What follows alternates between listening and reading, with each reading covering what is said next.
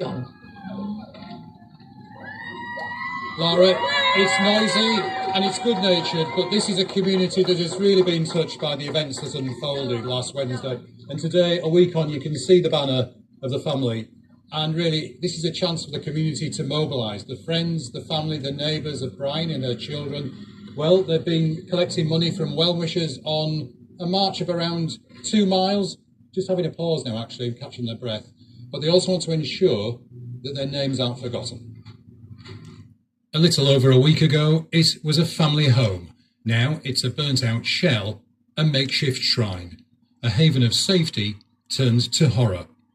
29-year-old Bryonie Gawith perished together with her 3 children, her 9-year-old daughter Dennisty, her 5-year-old son Oscar, and her daughter Aubrey, who was just 22 months old. For family friend Jodie, it's impossible to comprehend. Disbelief, and no one believed it. And especially when it's somebody who you know, you're all like, Bryonie, it's Bryonie. Still, I don't think today it's settled in. Bryonie was absolutely everywhere with her kids, wherever Bryonie was, the kids was. Parties, they'd go with her. School runs, you'd see them, going to the shop, going to the park. She was just an all-round beautiful mum. Today, 2 men appeared at Bradford Magistrates Court accused of murdering Bryonie and her children. Mohammed Shabir, aged 44, of Alice Street in Keighley, and Callum Sunderland, aged 25, of Carlton Street in the town, have both been charged with 4 counts of murder and 1 count of attempted murder. Neither entered a plea to the charges. 4 other people remain under investigation, including a 39-year-old man who was arrested at the scene on suspicion of murder and remains in hospital in a critical condition. On the street today, firefighters were going door to door to Bryonie's neighbours, offering free smoke alarms for those without. The thinking perhaps that this tragedy can spare another family, whatever the cause, of a possible fire in future. But for friends like Jodie, the key now is to support the family in their loss. Today's memorial walk, collecting donations for the funeral, bringing people together in their time of need.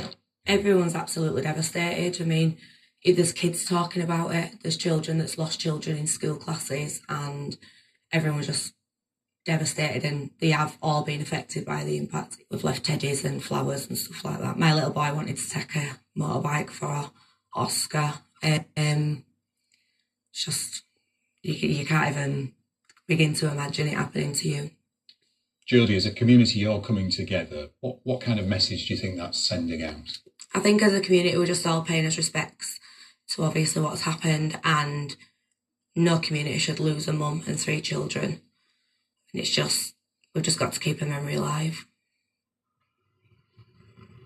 Well, you heard and you saw Jodie there, and you can see, well, members of Bryonie's family here.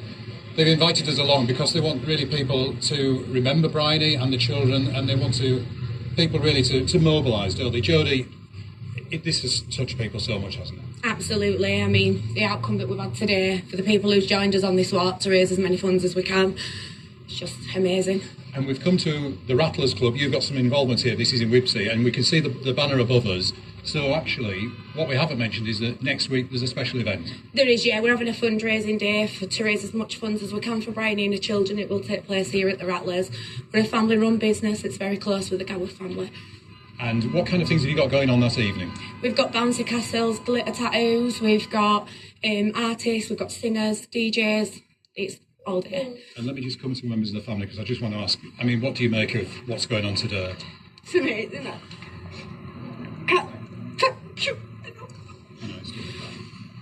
I think you can tell just how heartbreaking it is, but also how people want something positive to come out of this. So if you can find it in your heart to help out, I'm sure they would appreciate it as well. They're having a pause here, and then the walk will carry on in just a few minutes' time.